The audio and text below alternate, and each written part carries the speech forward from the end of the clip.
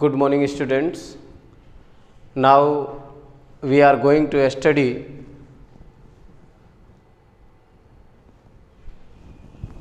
two stories about flying for 10th standard. As you are watching on the screen, these stories about flying. In first story,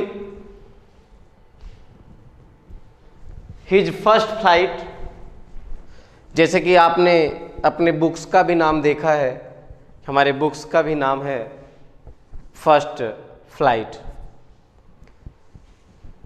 और बचपन में बहुत सारे लोग, जैसे एक छोटा सा बच्चा होता है, जब वो देखता है दूसरे को चलते हुए तो उसके अंदर भी ये ईगरनेस होती है, वो एक्साइटनेस होती है कि वो भी जो है चले लोगों की तरह। लेकिन जैसा ही बच्चा खड़े होने का प्रयास करता है तुरंत गिर जाता है, और एक बार गिरता है तो उसको डर लगने लगता है। फिर नेक्स्ट टाइम वह खड़ा होने से डरता है और उस समय उसको किसी के हेल्प की ज़रूरत होती है। सेम स्टोरी है यहाँ पर। एक जो है सीगल होती है, सीगल होता है जो कि एक बर्ड्स है। वो एक डरपोक कावर्डिस नेचर का है। He wants to fly but he has fear. उड़ना तो चाहता है लेकिन उसके अंदर डर है, और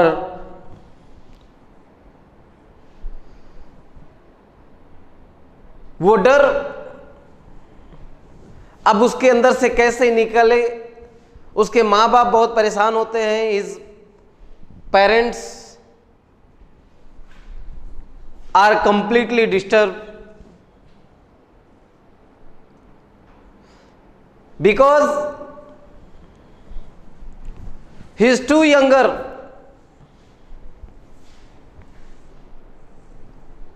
are started to fly. But where there is about the seagull, he always afraid to fly. यहां तक कि एक बार ऐसा होता है जब उसको ऐसा लगता है कि तैरने से भी डरता है। उसको ऐसा लगता है कि जैसे ही वो पानी में डूबता है तो पक्षियां पानी में जब जाती हैं तो उनके पांव जो है वो जो है पानी के नीचे चले जाते हैं और उनकी जो बॉडी होती है वो उसके ऊपर पड़ जाती है। तो उसको ऐसा लगता है कहीं डूब न जाए। और जब उड़ने की बात होती है उसको ऐसा लगता है कहीं गिर न जाए और उसको चोट लग जाएगी। तो आपको पता है जो डरा वो मरा। तो उसके अंदर ऐसा डर रहता है। फिर एक दिन ऐसा होता है कि उसके माँ बाप उसे छोड़ देते हैं, बोलते हैं कि आज से तुम्हारा खाना पीना सब बंद, कोई तुम्हें भोजन नहीं देगा, तुम्हें खुद का अपना शिकार करना पड़ेगा। And really they didn't provide him food and he was very unconscious, became faint, मूर्छित जैसा हो जाता है। And he did not come out of the ledge. What is ledge? आपने देखा होगा कि पक्षियां रहती हैं तो वहां पर एक होल रहता है, उस होल में बर्ड्स जो है रहती हैं, ये पहले से बना रहता है। फिर वो अपने भाइयों बहनों को देखता है, वो लोग उड़ते हैं। जब वो खाने के लिए एकदम परेशान हो जाता है तो वो फिर डिसाइड करता है, ट्राई करते हैं। और आपको बताया गया है practice makes a man perfect. अभ्यास ही आदमी को पूर्ण बनाता है, लेकिन उसके लिए तो आपको प्रैक्टिस तो करना पड़ेगा। You have to start first. आपको शुरुआत तो करनी पड़ेगी। अब यहां पर वो स्टार्ट करता है तो finally he started to flying. वह उड़ना शुरू कर देता है और उस समय उसको ऐसा लगता है कि आज मैं ऊपर, आसमां नीचे, आज मैं आगे, जबाना है पीछे, इस तरीके से। तो आइए let's carry on our topics. The first story of the first flight, as you're watching on the screens, his first flight. The young seagull was alone on his lace. As I told you, seagull is a bird and he is alone in his home. His two brothers and his sisters had already flown away the day before. And before one day, his brothers and sisters had flown away, and he was alone at his home. Somehow, when he had taken a little fun forward to the brink of the lace, brink means edge. What is means of the brink? Brink means edge. And attempted to flap his wings, he became afraid. कभी कभी तो ऐसा होता था कि उसके अंदर भी ये ईगरनेस होती थी कि मैं भी उड़ूं, लेकिन जैसे ही वो क्या करता था, when he came forward at the edge of his lace, वह अपने घर के एकदम किनारे पर आता था and he wanted to fly, वह उड़ना चाहता था। Suddenly he had a fear, अचानक उसको डर लगने लगता था। So at once he entered into his lace, वह तुरंत अपने लेज के अंदर चला जाता था। The great expanses of sea stretched down beneath, क्यों? इसके लेज के नीचे जो है देता था, देयर वॉज अ ब्रॉड सी, बहुत चौड़ा समुद्र था। And it was such a long way down, miles down, और उसके लिए उसे पहले उड़ना पड़ता, बहुत दूर तक उड़ना पड़ता। He felt certain that his wings would never support him. और आपको बताया गया, if you have a doubt, अगर आपके मन में किसी चीज को लेकर के डाउट है तो ये 100% मान लीजिए कि आप उस चीज को सही से कंप्लीट नहीं कर सकते। किसी चीज के लिए आपके मन में डाउट है, because what is doubt? Doubt is a fear. ये संदेह है क्या? यही संदेह तो आपका डर है। और उसको, उस सीगल को ऐसा लगता था कि उसके पंखों के अंदर, उसके फीदर के अंदर, उसके विंग्स के अंदर वो पावर नहीं है जो उसे समुद्र पार कर सके। उसको ऐसा लगता था कि his wings would never support him, उसके पंखे उसकी सहायता नहीं करेंगे।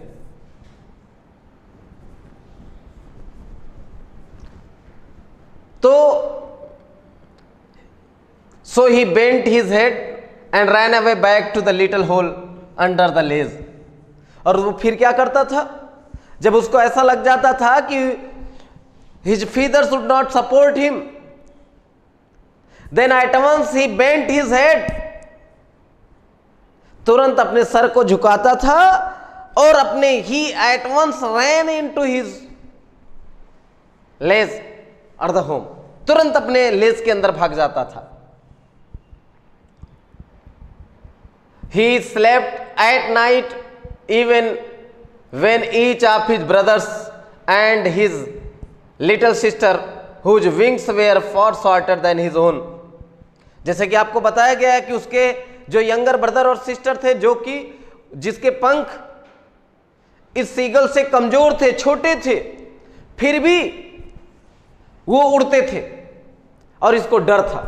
आपने बहुत सारे देखा होगा कि बड़ा भाई एकदम डरपोक कावर्ड होता है, उसको फियर लगता है, जबकि छोटे भाई इतने ज्यादा एडवेंचर कर जाते हैं, साहसिक होते हैं, जोखिम ले लेते हैं. तो सेम यहां पर स्थिति है सीगल की. वो क्या करता है, पूरी रात भर सोता है, जबकि उसके भाई बहन जो है जिसके पंखे उससे छोटे हैं, वो एकदम ran to the brink, flapped their wings and flew away. वो क्या करते थे, आते थे, they came forward at the edge of the ledge and they flapped their feathers or wings and at once they flew away. उसके छोटे भाई बहन वो क्या करते थे, वो सोया रहता था, ये लोग बाहर निकलते थे, एकदम आज लेज के किनारे पर आते थे और अपने पंखे को फड़फड़ाते थे और ये तुरंत उड़ जाते थे. और he failed to muster up courage to take that plunge which appeared to him so desperate. His father and mother had come around. अब उसको इतना डर लगने लगता था, उसके माँ बाप बोलते थे डोंट वरी, चिंता मत करो, डरो मत, वी आर विथ यू, हम तुम्हारे साथ हैं. और उसको बुलाते थे, श्रीली मीन्स इन लाउड सॉन्ग, बड़ी तेजी के साथ उसको चिल्ला करके बुलाते थे. अपब्रेडिंग हिम, अपब्रेडिंग मीन्स स्कोल्डिंग, डांटते भी थे, उसको बुलाते थे, डांटते थे, आओ डरो मत. थ्रीटिंग, धमकी भी देते थे. To let him starve on his ledge unless he flew away. क्या धमकी देते थे? आपने देखा होगा कि जब माँ बाप किसी चीज के लिए आपको बोलते हैं और आप नहीं करते तो आपको धमकी देते हैं, इसका खाना पीना बंद कर दो. तो सीगल के माता पिता भी यही बोलते हैं, खास करके पापा तो ज्यादा स्ट्रिक्ट होते हैं. तो पापा बोलते हैं एक काम करो, स्टार मतलब क्या होता है, भूखा.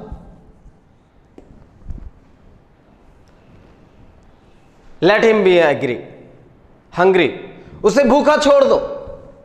कब तक? लिखा है ना, अनलेस मीन्स जब तक नहीं, ही फ्लू अवे, वह उड़ना शुरू कर दे. Let him be starve, let him be hungry, उसको भूखा ही छोड़ दो. But for the life of him he could not move. कितना भी लोग, कितना भी उसको डांटते थे, कितना भी धमकी देते थे, कितना भी थ्रीट करते थे, लेकिन वो वहां से इधर टस मस नहीं होता था. Means he did not to and fro, he did not move from hither to thither, यहां से वहां तक, here to there, यहां वहां तक होता नहीं था. वो स्टैंड एकदम वहीं पर खड़े रहता था. that was 24 hours ago, since then nobody had come near him. और ऐसा हो गया कि कभी कभी आपने देखा होगा कि माँ बाप किसी चीज के लिए जब बहुत डांटते हैं, बहुत लेकिन फिर भी आप सुनते नहीं, तो उनको मजबूरन आपको छोड़ना पड़ता है। तो यहां भी वही होता है, उसके मां बाप 24 आवर तक नाइदर हिज ब्रदर्स और sisters, neither his parents came near to him, they left alone to seagull for 24 hours. 24 घंटे तक कोई उसके पास नहीं आता है। The day before, all day longs, he had watched his parents flying about with his brothers and sisters. And what was Seagull doing? Seagull क्या कर रहा था? He was only looking to his parents and brothers and sisters. They were flying. अपने mummy papa, अपने भाई बहन को देखता था कि वो उड़ रहे होते थे, और वो बेचारा बैठ करके सिर्फ देखता था और मन ही मन कल्पना करता था। फिर होता क्या है? Perfecting them in the arts of flying, and his brothers and sisters they are well known. उनको अच्छी तरह आ गया था हाउ टू फ्लाई, उड़ा कैसे जाता है। छोटे थे लेकिन उनको सब मालूम था। Teaching them how to skim the waves and how to dive for fish, and he was watching his parents way are teaching his brothers and sisters how to flow in a wave and how to dive to catch the fish। कैसे तैर करके कैसे जब wave लहरें आती हैं उसमें कैसे तैरते हैं, और उनको ये सिखाते थे मछलियों को कैसे डाइव करके, कैसे गोता मार करके जो है पकड़ते हैं। ये सब उसके माता पिता जो है उसके भाई बहनों को सिखा रहे थे। In fact seen his older brothers each his first hearing and dour it standing on a rock. उसके भाई बहन एकदम हर कला में, हर स्किल में एकदम परफेक्शन हासिल करते हुए जा रहे थे। But here the seagull was sitting on a rock, एक चट्टान पर बैठे रहता था, और while his parents circled around raising a proud cackle। What is means of cackle? cackle वो जो उनकी आवाज होती है, साउंड। और मैंने आपको पहले बताया था एक फिगर ऑफ स्पीच होता है ओनोमेटोपोइया। when what is onomatopoeia? When it is something is recognized by the sound, that is called the onomatopoeia। जब किसी को हम क्या करते हैं, साउंड के द्वारा पहचानते हैं, उसे ओनोमेटोपोइया फिगर ऑफ स्पीच बोलते हैं। तो यहां पर देखो उसके मम्मी पापा क्या करते थे, उसके इर्द गिर्द घूम करके अपनी आवाज निकालते थे, काव काव जो भी करते थे। अब यहां पर होता क्या है, and all the morning the whole family had walked about on the big plateau midway down the opposite cliff, taunting him with his cowardice। पूरे दिन भर उसके मम्मी पापा उस जो चट्टान थी, जो पहाड़ी थी, उसके इर्द गिर्द उड़ रहे थे, जबकि यह एक जगह बैठ करके अपने मम्मी पापा को, क्लिफ मींस चट्टान, उस पर बैठ करके अपने मम्मी पापा को देखता था, और कावर्डिस उसके अंदर जो डरावनापन था, कायरता थी, वो दिख रही थी। The sun was now ascending the sky. अब एक दिन से वो खाया पिया नहीं था। अगले दिन सुबह जो है जैसे जैसे सूर्य ऊपर चढ़ रहा था, असेंडिंग मीन्स होता है आगे बढ़ना, blazing on his ledge that face the south, और जो उसके घर का मुंह था वो साउथ की तरफ था। When the sun rays falls at his lays, and where he was standing? He was standing at the edge of the lays. The sun rays falls upon him, and he was becoming unconscious. सूर्य की किरणें उसके ऊपर पड़ती थी, और जब सूर्य की किरणें उसके ऊपर पड़ती थी तो वह धीरे धीरे क्या हो रहा था? अनकॉन्शियस, फेंट होता जा रहा था, मूर्छित होता जा रहा था। He felt the heat because he had not eaten since the previous nightfall. अब उसको धूप लगने लगती है, क्यों? क्योंकि उसने कल रात से ही भोजन नहीं किया था, इसलिए उसकी भूख और ज्यादा बढ़ती जाती है। He stepped slowly out the brink of the lace. आप देख रहे होंगे यहां पर उसके मम्मी पापा, उसके भाई बहन उड़ रहे हैं, और यहां पर एक चट्टान पर बैठ करके ये जो है सीगल देख रहा है। He wants to try to fly, but he has a fear. वो उड़ना तो चाहता है लेकिन उसके पास भय है। देखिए पंखे ऐसा, ही ओपन हिज विंग्स, पंखे ओपन किया है लेकिन उड़ा नहीं है। तो होता क्या है? He step slowly out of the brink of the edge, means he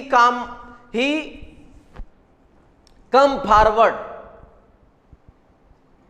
eight the edge of his ledge and standing on one leg with the other leg hidden under his wings. क्या करता है? एक पैर को पत्थर पर रख करके दूसरे पैर को अपने पंखों के पीछे छिपा लेता है। He close one eyes then the other. और आपने देखा भी होगा कभी कभी हम जब, जैसे अभी हम स्विमिंग पूल में जाते हैं जो बहुत ऊपर की राइडिंग्स होती है, हम क्या करते हैं? एकदम ऊपर तो चले जाते हैं, लेकिन वहां से जब नीचे देखते हैं तो एकदम डर लगने लगता है। हम फिर क्या करते हैं? पहले तो एकदम अपनी आंखें बंद कर लेते हैं। जब उस राइडिंग के लिए जाते हैं अपनी आंखें बंद कर लेते हैं और दूसरे के भरोसे हो जाते हैं। क्यों? ऐसा लगता है कि जैसे हम आंखें खोलेंगे तो हम तुरंत हम थोड़ा भी आगे नहीं बढ़ सकते हैं। तो ये सीगल भी ऐसे ही करता है। वो क्या करता है? एक पैर को अपने पंख के नीचे छिपा लेता है और अपनी एक आंख बंद करता है, फिर दूसरी बंद कर लेता है और मन ही मन भगवान को मनाता है, हे भगवान, गॉड हेल्प मी, भगवान मेरी मदद करो। तो होता क्या है? And pretending to be falling asleep. Pretending means बहानेबाजी करना। ऐसे ही बहानेबाजी करता है जैसे बच्चे भी काफी करते हैं। कोई काम पड़ता है तो बच्चे सोने का बहाना करते हैं, मम्मी सोने दो मुझे नींद लगी है। तो यहां भी वो अपने मम्मी पापा को दिखाना चाहता था कि उसे नींद आ रही है। फॉलिंग अस्लीप मतलब नींद आना। Still they took no notice of him. फिर भी मम्मी पापा तो उसकी बहानेबाजी जानते थे। वो ही वॉज प्रिटेंडिंग, बहाने तो कर रहा था, but his parents were not noticing him. उसके मम्मी पापा उसकी तरफ ध्यान ही नहीं दे रहे थे। वो भी दे रहे थे, देख तो रहे थे, लेकिन दे आल्सो प्रिटेंडिंग। वे भी बहानेबाजी कर रहे थे कि मैं कुछ देख नहीं रहा हूं। तो होता क्या है? He saw his two brothers and his sisters lying on the plateau dozing with their heads sunk into their necks. और फिर वहां बैठ करके देखता है कि उसके जो दोनों भाई बहन हैं वो क्या करते हैं कि एक चट्टान पर बैठ करके क्या कर रहे हैं? अपने सर को नीचे झुका लेते हैं, पानी में डुबोते हैं, अपनी गर्दन को भी डुबो लेते हैं। His father's was preening the feathers on his white back। अब उसके प्रीनिंग मतलब होता है पंखे की मरम्मत करना। तो उसके पिताजी जो है उसके पंखों की मरम्मत करते हैं, उसके भाई बहनों की। His father's was preening the feathers on his white back, only his mother was looking at him. न तो भाई देख रहा था, न तो बहन देख रही थी, न तो पापा देख रहे थे। और माँ ही एक ऐसी चीज है इस दुनिया में जो हर समय अपने बच्चों का ही ध्यान रखती है। None was looking toward the seagull, only his mother. कोई भी उसकी तरफ ध्यान नहीं दे रहा था, सिर्फ उसकी मां देख रही थी। और बेचारी कहीं कहीं जब पापा स्टिक होते हैं तो मां भी एकदम मजबूर हो जाती है। पापा की वजह से मां कुछ, mother is trying to do something, but